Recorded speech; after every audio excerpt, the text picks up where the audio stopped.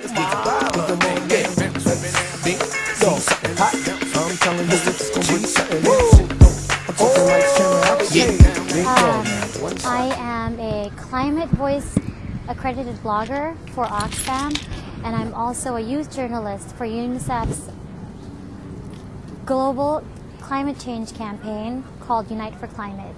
And I was interviewing high-profile leaders, questions that on climate change that eventually will lead up to Copenhagen. Bottom line is that several billions of people are affected by climate change. And due to that, there are 1 billion people that are starving. There are 1 billion people with lack of access to clean, safe drinking water. There are 2 billion people with lack of clean sanitation, and several billions of people affected by climate change. And we as the youth have to mobilize to come together and find solutions to all these problems. But young people shouldn't even see it as a problem. We have been given an opportunity to come together to find solutions to these problems. We should see this as an opportunity. We have the potential to be the greatest generation of our time. And I believe that we are the greatest generation of our time. The Philippines is a very conservative country.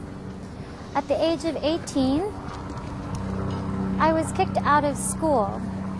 Because we were so conservative, I was kicked out because I was pregnant. And there is a difference with youth perception in the world, and one being that you can't be young and have a child, but I gave life in this world.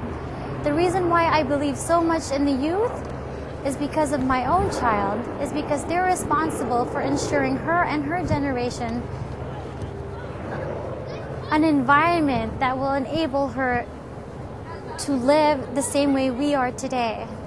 But we can't do that without mobilizing, coming together, and trying to make change in the world.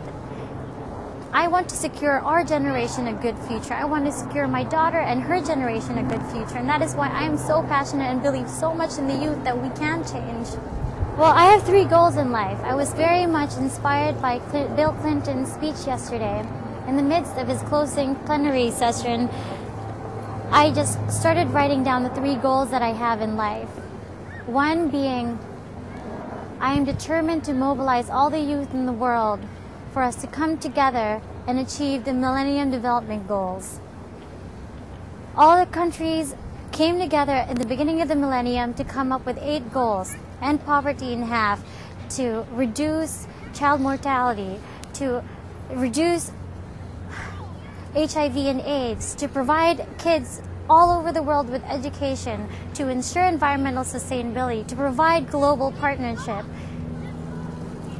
These are all very ambitious goals that we have to accomplish by 2015. And who's responsible to make them happen? I believe that the young people are, and I am determined to bring all the young people, to educate them on the Millennium Development Goals and to make sure that they happen.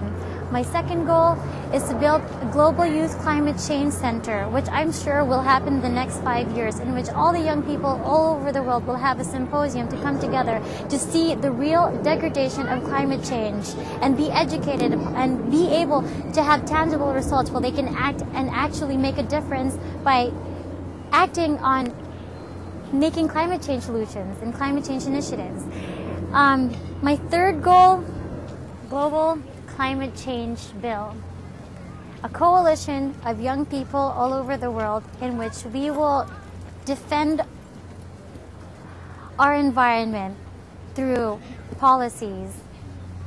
And I believe that if young people sign this global climate change bill and ensure that this is going to happen, then we can definitely mitigate climate change and reduce CO2 emissions.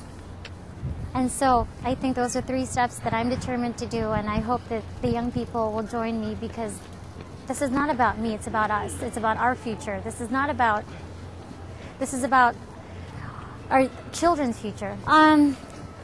Well, Dr. Pachari has been my greatest mentor in life. I met him at the General Youth Assembly 2 weeks ago, and ever since then, we have been able to develop a very good connection. I believe people who have the same passions and goals in life, which is eventually for humanity and for the good of the common welfare of people in the world, then I don't think there is any difference with people who have that connection, and we have that similarity. I told him about what happened to me during Clinton's speech and my goals, and he mentioned that he was going to help me make them happen. And it's overwhelming to know that there are actually people out there who have very much, who are as passionate as I am to change the world. I have a blog. I started a Facebook group on sustainable developments, which now has 4,000 members, called Eco Design Sustainable Developments. My goal is to pursue humanitarian, ecological, economical solutions that eventually support sustainable developments. I spoke at the United Nations. I held a workshop there on last August at the Youth Assembly with all the global youth leaders from all over the world to talk about helping them in their projects on Millennium Development Goals.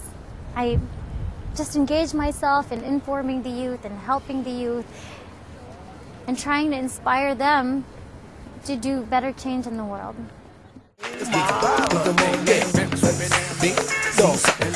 I'm telling you.